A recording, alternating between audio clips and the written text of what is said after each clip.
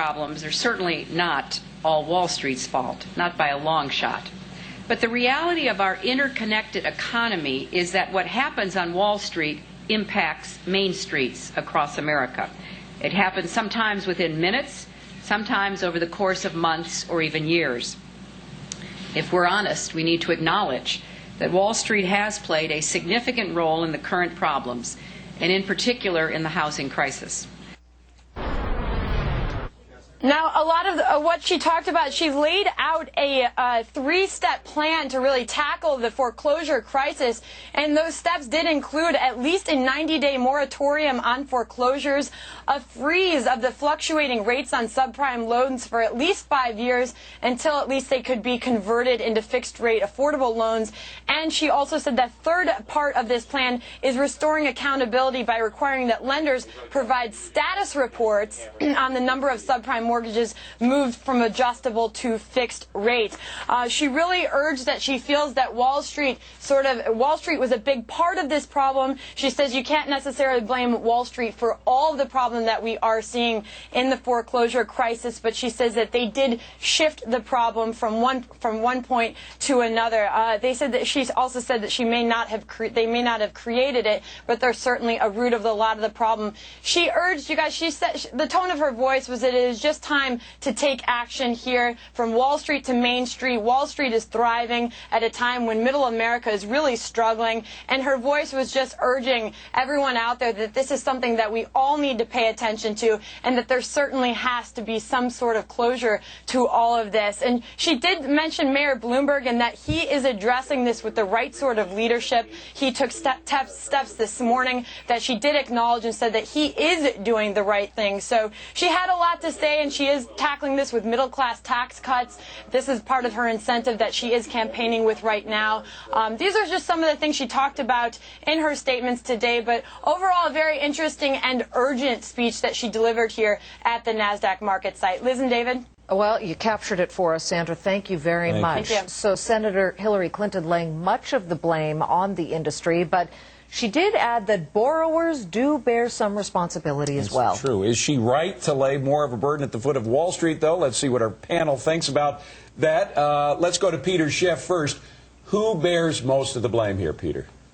Yeah. Well, you know, Wall Street might have served the punch, but it's the Federal Reserve that spiked it in the first place. And if she's going to blame anybody for this mortgage crisis, blame the Fed. Blame the entity that dropped interest rates down to nothing, left them there for 2 years, and then raised them at a snail's pace. Yeah, but you can't sue the Fed, and you can't create legislation about the Fed, can you? Well, no, but you can stop the Fed from pursuing these ridiculous monetary policies that produce booms and busts in the first place. They're politically immune to interference from politicians, Peter. They're supposed to be. No, you don't let them continue to create money out of thin air. You don't let them keep buying government debt and issuing new currency and expanding the money supply indefinitely. We can go back. Go ahead, Mike.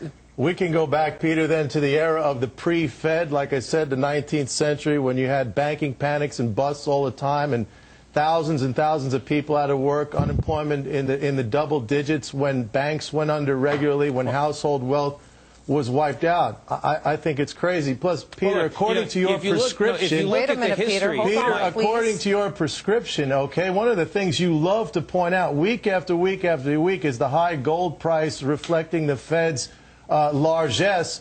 Do you know when the Fed started to ease aggressively, gold was at $250 an ounce? Why aren't you saying at that time there was a fear of disinflation? In fact, the Fed did say that. They pointed it out Okay, let Peter respond. in their speeches that they were afraid of that. Go ahead, Peter. No, if you look at how the U.S. economy fared under the gold standard before the Federal Reserve from the beginning of the Republic till 1913, the dollar was much sounder. Consumer prices fell for 130 years. We went through the Industrial Revolution. We really grew the economy with sound money. It's only since the Federal Reserve has been around and they've been printing money like crazy that the dollar's lost more than 95% of its value. Peter, we're getting off the topic here. Nicole, I bet you can get us back on. Is Senator Clinton... Is President Bush right to go after Wall Street, if that is indeed what they end up doing in this case? I think for the most part, that is a good target. I mean, there's also the fact that, yes, what Hillary said was you know, part of this is the borrower's fault as well. I mean, this is everywhere. You know, there's no such thing as a free lunch, and there was a lot of easy money being thrown around.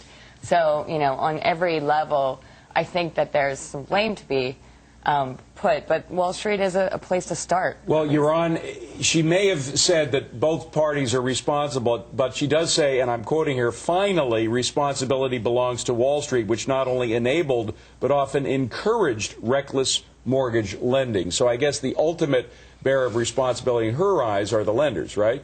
But it always is with populist politicians. I mean, who are they going to blame? They're going to blame the people with the money, and they're going to appeal to the masses, the large population that are suffering right now. You know, the assumption's always going to be that Wall Street are the bad guy. But I agree with Peter. The blame here is squarely with the Fed. The blame here is with government policy that has encouraged home ownership for decades and encouraged lenders to provide loans to subprime, you know, customers, to low-income families. There's been this interest in not letting people rent their homes, but in getting people into homes. Well, now we have millions of people in homes that shouldn't be there. We get the combination of government policy. The blame should be squarely on government, but they're going to deflect it.